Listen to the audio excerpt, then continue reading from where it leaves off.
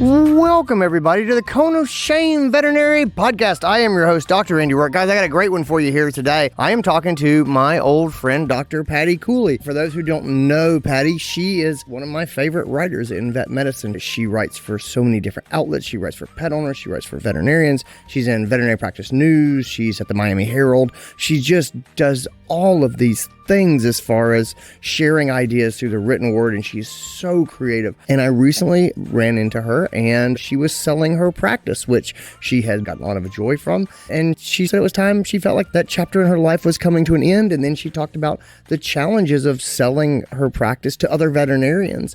And that's what we talk about today. It's a lot about her decision to become a practice owner to give herself more freedom. And we talked about, is that real? Is that how it worked out? And then do it for 10, 12 years and decide that she's done. And there's no reason for her to be done other than she wants to be done. It's time to be done. And then the challenges that she found when she decided to go down that path. Guys, I hope you'll enjoy it. Let's get into this episode.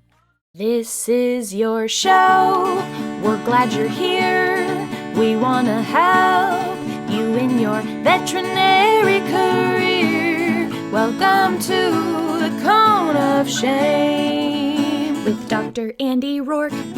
Welcome to the podcast, Dr. Patti Khuly. Thanks for being here. Thank you, Andy. Good to be here.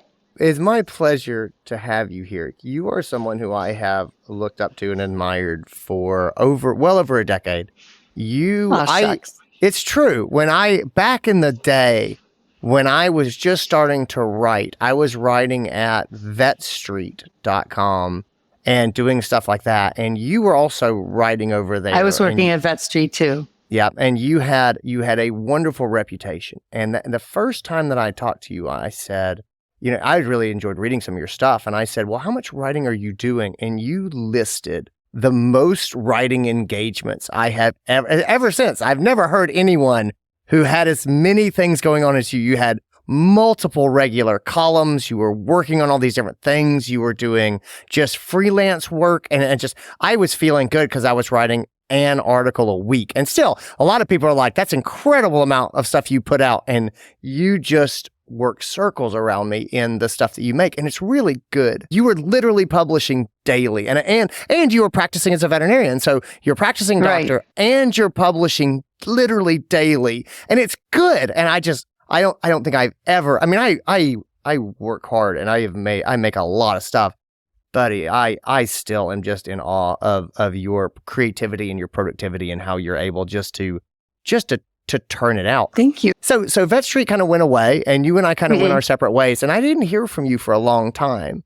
And it's because you decided that you wanted to be a practice owner. I fell into it. Yeah. You fell in. So tell me about that. How did that happen? So here you are, you're a practicing doctor, you're writing, you've got a fairly rich life as far as doing a lot of different things that you enjoy. How did you end up in this practice owner seat? I always worked at a practice. Since I was 10, I've been working at the same practice. And I've had a lot of relief and emergency gigs here and there in between. But I had always worked at this one place because they let me do whatever I wanted. Okay. I'm not a good employee in general. I think we were talking about that earlier. I'm not a good employee because I'm going to do what I'm going to do. I'm going to practice the way I'm going to practice, and I'm going to order. I'm going to get the drugs I want to get and order anything I want. And if you don't do this, I'm just going to be unhappy. If you don't let me refer to the specialist I want to refer to, I'm annoying. I'm just like not the easiest veterinarian, and they would let me do anything I wanted. If my kid was sick, I would just be like, okay, I'm going to figure this out. I'd call the clients myself and tell them, hey, let's reorganize. I basically ran things for myself through that practice. And so when they were getting ready to retire, I kind of figured that somebody else would buy it. And, but at that point, it just kind of fell in my lap. And I bought most of it. And a small percentage of it, I had my office manager buy in, and non-veterinarian. And she has been the best partner. She has done all the hard detail work that I haven't liked. And I've done all the practicing and the hiring and the big picture stuff. And, we never even did a lot of marketing. Yeah. It just kind of grew organically. I didn't have to work too hard at it, except that, it got bigger and bigger and bigger. And so we renovated, we did all these things, and I was exhausted. So I always stayed working for VPN and for the Miami Herald. And the Miami Herald, I let go of a couple of years ago because that paper's getting smaller and smaller. And frankly, they kept changing editors. So, but yeah, that's what I've been doing for the last 10 years, managing COVID, the whole disaster that was, and all the crises of a hurricane that we had. And that was, so things got stressful because I renovated and I doubled the space. And then, COVID, people kept showing up. And I mean, I make it sound like it's a bad thing. No, it was a good thing. I just haven't gotten back to my roots, which I feel are just writing nonstop. And hopefully within the next 3 years, I will be getting to the point where I will be back up to my original writing schedule, and mostly for myself, not so much online. I've decided to write the books that I always wanted to write, and that's where I'm at. Yeah, I have a friend who's a dear friend, and he owns a practice, and he had to sort of reevaluate his life at one point because what he said to me was, he said,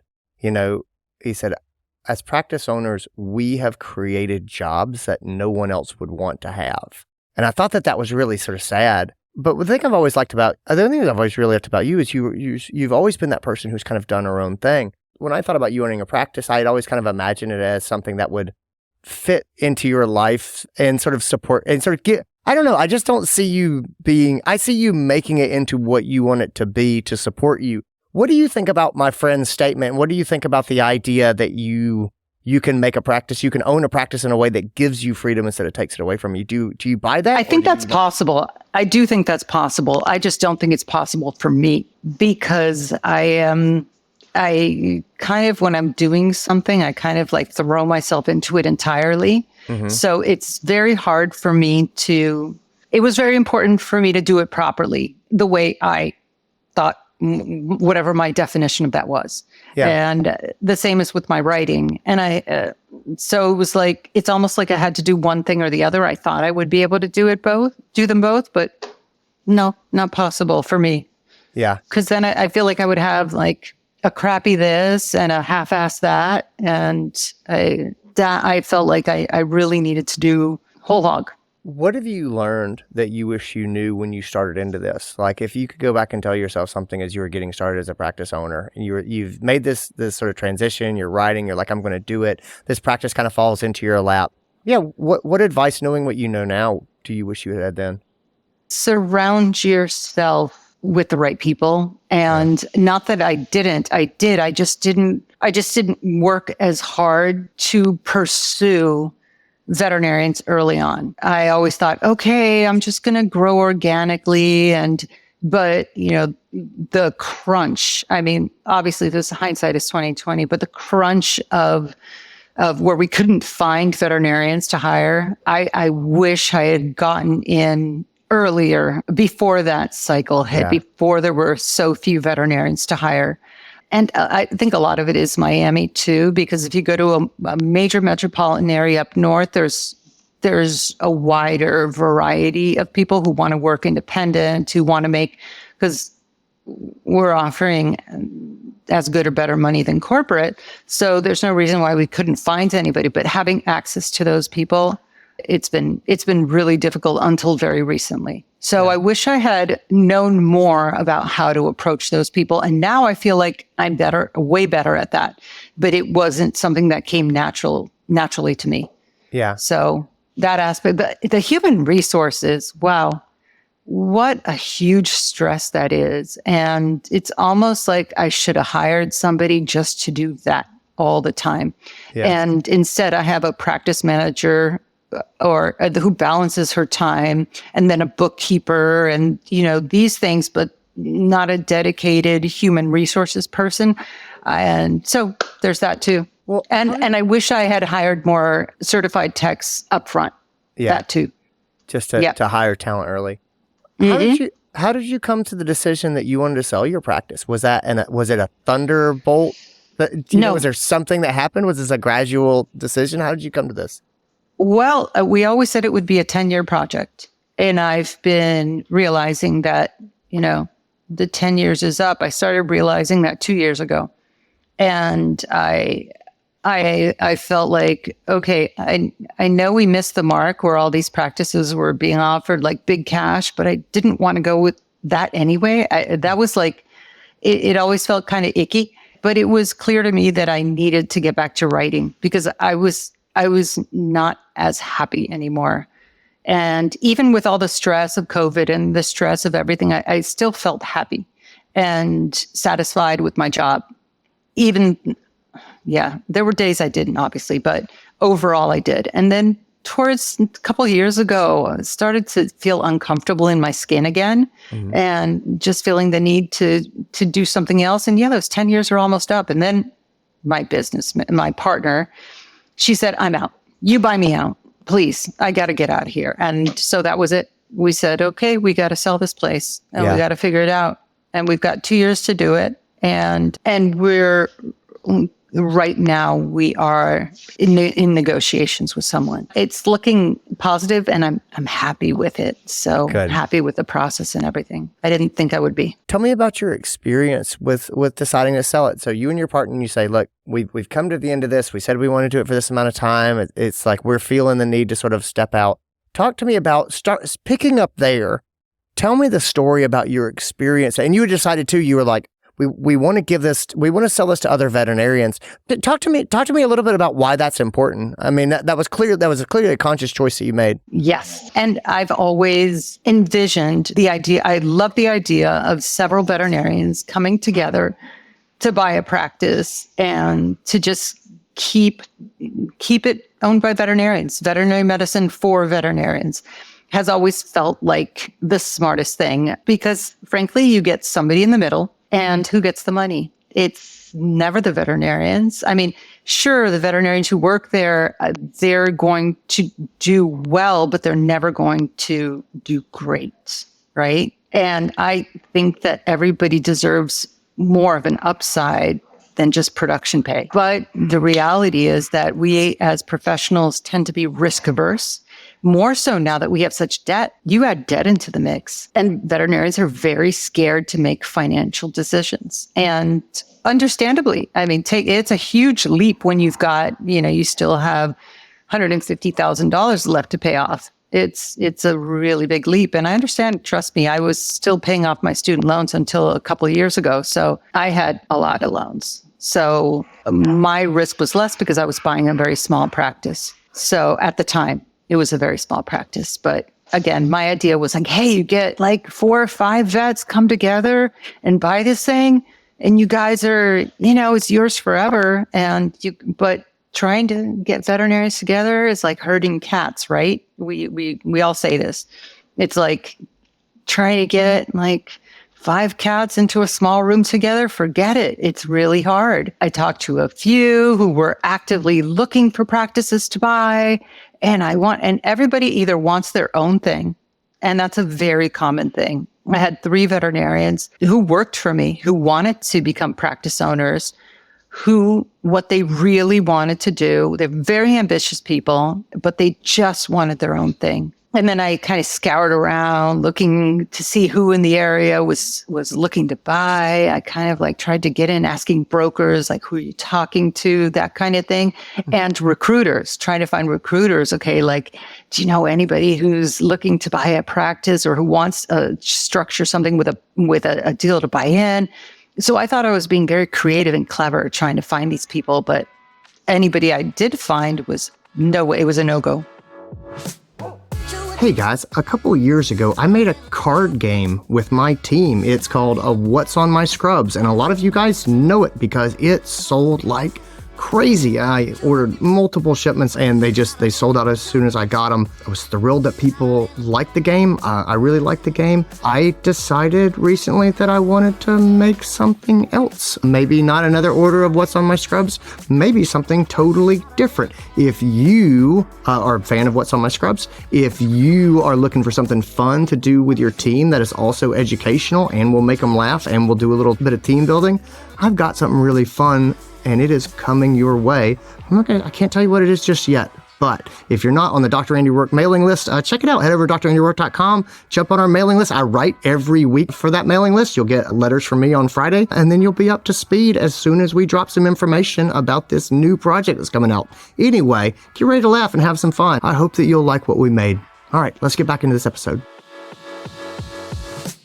So you feel like, it sounds like there was sort of a mixture of pain points, right? So you pointed out the financial leap. So you've got veterinarians that carried a lot of debt, and the idea of taking on more was scary. I don't know, do you consider it to be like an aversion to partnership? I mean, or do you think that a lot of the vets who's like, I would like to be an owner, is it because they have a specific vision in their head of what they're going to build, and having others involved would dilute that? Exactly. And I understand that, because I'm like that too. I don't feel like I'm the kind of person who can work with other people I don't know on a project. I have to be able to, know who I'm dealing with and know them for a long time. I knew my partner for 20 something years before I started working with her.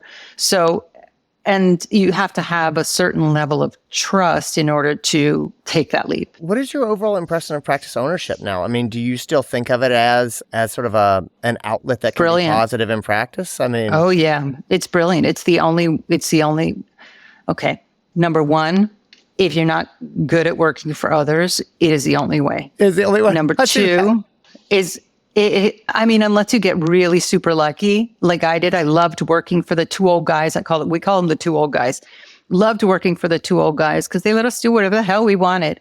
And that, that's the reality. But in most places, there aren't that many mom and pops out there that you can just kind of, work with and then get along with the owner. It's still like, it's their baby, right? It's hard to kind of get in. People who are always saying, oh, I want to buy in to a practice, but then, it's like when two people who want something that's their own come together, it's hard. So my recommendation is that definitely that veterinarians get into practice ownership, and that they either start something in an up-and-coming neighborhood, but do it low cost to begin with, or you buy something that an old-timer really needs out as a small practice and build it.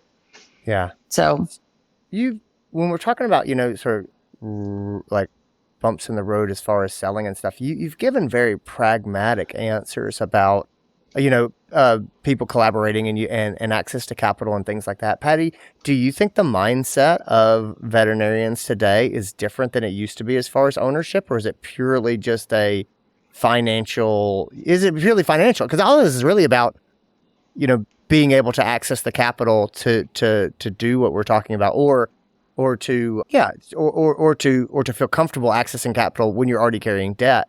I mean, do you think, like philosophically, do you think that the modern veterinarian has different ideas about ownership than they used to? Yeah. It's inevitable. Everybody sees the ideal practice is they want to practice the way they practice in vet school. So they want to practice at a place that has all the bells and whistles, all the toys, and all the access to the best labs. And not that you wouldn't in a small practice, but you want to work in a place that has certain very high standards. And it's hard. It's hard to start a practice like that. So it's really hard to own a practice that's already that established, that big. And yeah, a lot of my associates, they work part-time. They're moms. They can't buy a practice. So now that you're optimistically, we're coming out in a good place. It looks like you're sort of working on a solution. You said it makes you feel good, you feel happy. Where do you go from here? I mean, are you going to ride off into the sunset? Are you going to stay around and? Oh yeah. And okay. I'm going to stay in practice, and I'll probably practice like 10 or 15 hours a week. And I will probably also, and I'll take longer vacations. And I will live off the interest of my earnings. Gotcha. Yeah. And then, maybe in 2 or 3 years, just work exclusively as a writer. Yeah. So phase myself out so that I can spend all my time writing. You write, everything that I've seen you write has some touch on vet medicine or animals. Is that always going to be the case, or do you think you're going to may even move into other areas and I don't think so. Vet medicine? Nope. I don't think so. You write what you know, don't you? I guess that's true. And I really know science fiction, but why would I write, your standard science fiction when there's so much material there in veterinary medicine? I really know animals. So why would I write anything else? I mean, it's what I love. I live right now on an acre with 2 goats, 6 chickens. I have 4 dogs. There's cats, raccoons, squirrels. I have animals all over this property. We have crazy lizards now. We have crazy reptiles on our property. So this is the best. So why would I write about anything else? I'll be looking forward to reptile science fiction from Patti Khuly coming up. Oh, that's an idea. I like that idea. You keep feeding me ideas. Oh, I could write some reptilian science fiction. Well, my chickens are just like the reptiles. They just, just dinosaurs. Yeah. So they're so cute. I could probably show you them if I picked up the laptop, but I'm not going to. Dr. Patti Khuly, where can people find you? If people are like, I've got to read some of her stuff, where's the best place for people to find you? DrPattyKhuly.com, Patty, Khuly, PattyKhuly.com. And although that's kind of old stuff, but I'll start updating it now that you've given me the push. And also veterinary practice news. I have a lot of old stuff up at the Miami Herald, USA Today, Huffington Post. That's pretty much it for right now. The stuff that you could easily find that's not boring. I'll link up some greatest hits. How's that? And that's one of my favorites. Good. Awesome. You do it. Some of my angry stuff. You do have some really good angry stuff. All right. Thanks for being here, guys. Thanks for tuning in, everybody. Take care of yourselves, guys. Bye. Thank you, Andy. And that's it. That's what I got for you guys. I hope you enjoyed it. I hope you got something out of it. Thanks to Dr. Patti Khuly for being here. Thanks to you for listening. Gang, take care of yourselves, everybody. If you love the episodes, please feel free to write me an honest review wherever you get your podcast. It's how people find the show. It means the world to us. Anyway, gang, take care of yourselves. I'll talk to you later.